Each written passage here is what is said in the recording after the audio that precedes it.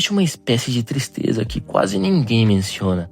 Ela não aparece nos filmes de formatura, não está nos discursos motivacionais, não está nas fotos sorridentes que as pessoas publicam quando terminam a escola. Ela chega depois, muito depois, num dia comum. Você acorda, pega o celular, abre uma conversa antiga e percebe que mais ninguém fala ali. Os grupos estão silenciosos, as piadas acabaram, os encontros se tornaram promessas que nunca acontecem. E sem perceber, você se faz mais uma pergunta estranha. O que aconteceu com todo mundo? Mas talvez a pergunta correta seja outra. O que aconteceu comigo? Porque a solidão para o ensino médio não é apenas sobre perder as pessoas. É sobre perder o mundo inteiro durante mais de 10 anos. Sua vida funcionou dentro de uma estrutura invisível. Você acordava, ia para a escola, encontrava as mesmas pessoas, sentava no mesmo lugar, via os mesmos rostos, reclamava das provas, vivia os mesmos problemas. Era um universo previsível e justamente por isso, confortável. Pascal dizia que o ser humano tem medo do silêncio porque quando ele aparece, somos obrigados a encarar a nós mesmos. Talvez seja exatamente isso que acontece depois da escola e sobra apenas você. Muitas pessoas acreditam que sente falta dos colegas, mas às vezes não é deles que sentimos falta. Sentimos falta da versão de nós mesmos que existia naquele tempo. Do garoto que fazia piadas no fundo da sala, da menina que encontrava suas amigas todos os dias, do adolescente que acreditava que a vida ainda estava começando. Porque quando a escola termina, uma parte de nós termina junto. E isso é uma espécie de luto. Um luto estranho, porque ninguém morreu, mas algo desapareceu. Heráclito escreveu uma frase que atravessou mais de 2000 anos. Ninguém entra 2 vezes no mesmo rio, porque nem o rio é o mesmo, e nem a pessoa.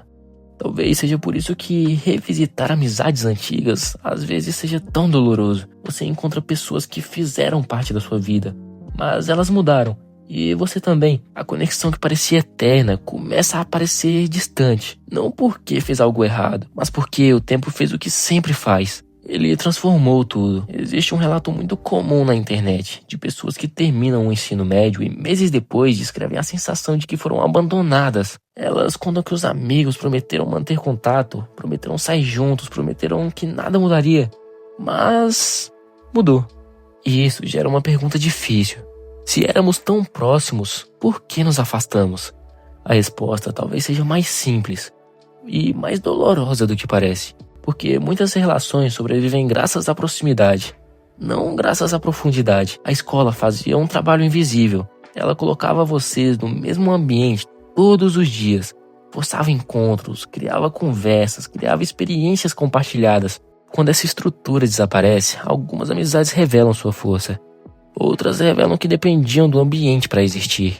E não há maldade nisso. É apenas a natureza das relações humanas. Zygmunt Bauman observou que vivemos em uma época de conexões cada vez mais frágeis. As pessoas entram e saem das nossas vidas com facilidade. Laços se formam rapidamente e desaparecem na mesma velocidade. Talvez por isso o fim da escola seja tão chocante. Pela primeira vez, percebemos que a maioria das pessoas não estavam destinadas a permanecer. Elas estavam destinadas a passar. Mas existe outra camada nessa história. Uma camada ainda mais profunda. Talvez a verdadeira dor não seja perder os amigos. Talvez seja perder a identidade. Durante anos você sabia exatamente quem era. Você era estudante, pertencia a uma turma, fazia parte de um grupo, tinha um lugar definido no mundo. E então tudo acaba e surge um vazio. Porque ninguém mais está dizendo quem você deve ser. Ninguém está organizando seus dias, nem construindo sua rotina. Você se torna responsável por criar a própria vida. E isso assusta. Kierkegaard chamava isso de angústia da liberdade. A sensação estranha de perceber que o futuro está aberto, que existem infinitos caminhos possíveis. E justamente por isso, nenhuma certeza. Quando somos crianças, acreditamos que crescer significa ganhar liberdade. Mas quando crescemos, descobrimos algo curioso. Liberdade também pesa, porque toda escolha significa abandonar outras possibilidades. Todo caminho significa deixar outros para trás. E ninguém nos ensina a lidar com isso. Talvez seja por isso que tantas pessoas se sintam perdidas depois do ensino médio. Não porque fracassaram, mas porque estão vivendo uma transição. E transições são desconfortáveis. A lagarta precisa desaparecer para que a borboleta exista. Mas imagine como deve ser estranho para a lagarta. Ela não sabe o que está se tornando. Ela apenas sabe que está deixando de ser quem era. Talvez seja exatamente aí que você esteja. Entre versões, entre capítulos, entre identidades. E talvez essa seja a razão pela qual a solidão dói tanto. Ela não é apenas ausência, ela é transformação. O problema é que olhamos para ela como um sinal de fracasso, quando talvez ela seja um sinal de crescimento. Uma vez Nietzsche escreveu: é preciso ter caos dentro de si para dar à luz uma estrela dançante. Toda transformação carrega um pouco de caos, toda mudança traz confusão, toda evolução passa por momentos de isolamento, porque existem jornadas que ninguém pode fazer por nós.